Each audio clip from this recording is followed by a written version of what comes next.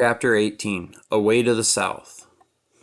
Dorothy wept bitterly at the passing of her hope to get home to Kansas again, but when she thought it all over she was glad she had not gone up in a balloon, and she also felt sorry at losing Oz, and so did her companions.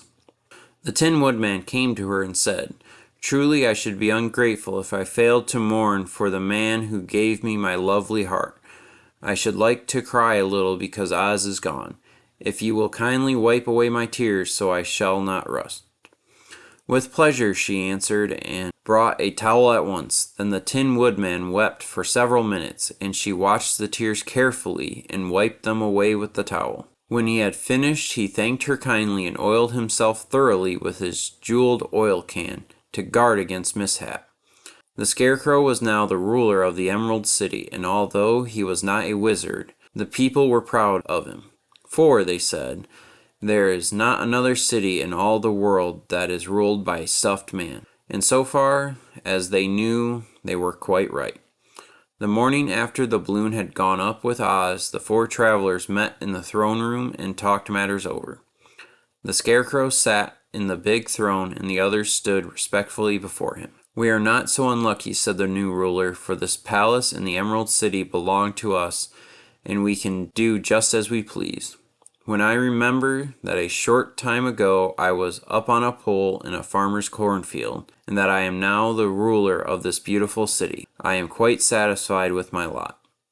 "I also," said the Tin Man, "am well pleased with my new heart, and really that is the only thing I wished in all the world. For my part, I am content in knowing I am as brave as any beast that ever lived, if not braver," said the Lion modestly.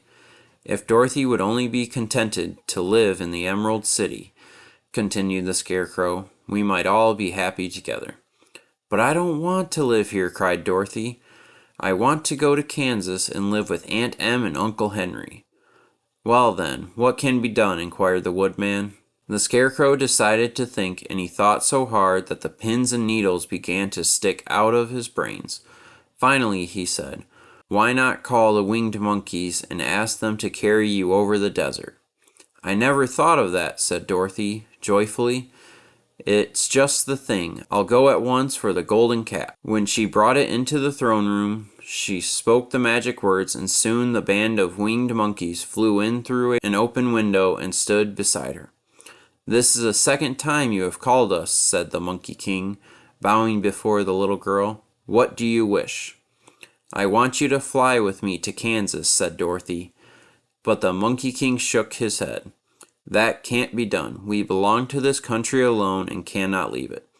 There has never been a winged monkey in Kansas yet, and I suppose there never will be, for they don't belong there. We shall be glad to serve you in any way in our power, but we cannot cross the desert. Goodbye." And with another bow, the Monkey King spread his wings and flew through the window, followed by all his band. Dorothy was almost ready to cry with disappointment. "I have wasted the charm of the golden cap to no purpose," she said, "for the winged monkeys cannot help me." "It is certainly too bad," said the tender-hearted Woodman. The Scarecrow was thinking again, and his head bulged out so horribly that Dorothy feared it would burst.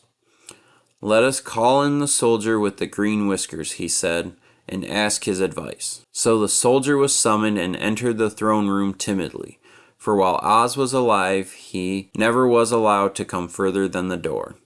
"This little girl," said the Scarecrow to the soldier, "wishes to cross the desert. How can she do so?" "I cannot tell," answered the soldier, "for nobody has ever crossed the desert unless it is Oz himself." "Is there no one who can help me?" asked Dorothy earnestly. "Glinda might," he suggested. "Who is Glinda?" inquired the Scarecrow. "The Witch of the South. She is the most powerful of all the witches and rules over the Quadlings. Besides, her castle stands on the edge of the desert, so she may know a way to cross it." "Glinda is a good witch, isn't she?" asked the child. "The Quadlings think she is good," said the soldier, "and she is kind to everyone. I have heard that Glinda is a beautiful woman who knows how to keep young in spite of the many years she has lived." "How can I get to her castle?" asked Dorothy. "The road is straight to the south," he answered. but it is said to be full of dangers to travelers. There are wild beasts in the woods and a race of men who do not like strangers to cross their country. For this reason, none of the Quadlings ever come to the Emerald City." The soldier then left them, and the Scarecrow said, "It seems, in spite of dangers, that the best thing Dorothy can do is to travel to the land of the South and ask Glinda to help her. For, of course, if Dorothy stays here, she will never get back to Kansas." "You must have been thinking again," remarked the Tin Woodman. "I have," said the Scarecrow. "I shall go with Dorothy," declared the Lion, "for I am tired of your city and long for the woods and the country again. I am really a wild beast, you know. Besides, Dorothy will need someone to protect her." "That is true," agreed the Woodman. "My axe may be of service to her, so I also will go with her to the land of the South." "When shall we start?" asked the Scarecrow.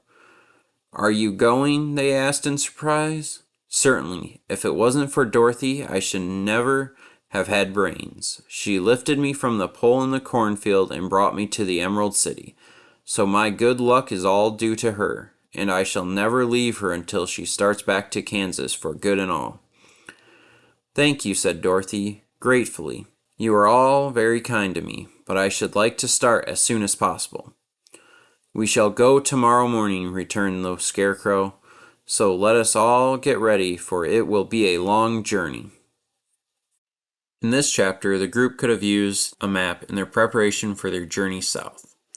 The map could have shown not only the start of the road to the south and the distance to Glinda's castle, but also the possible locations of the various dangers the group may encounter along their way. With the use of a map, the group would have been better prepared for their journey to the land of the South.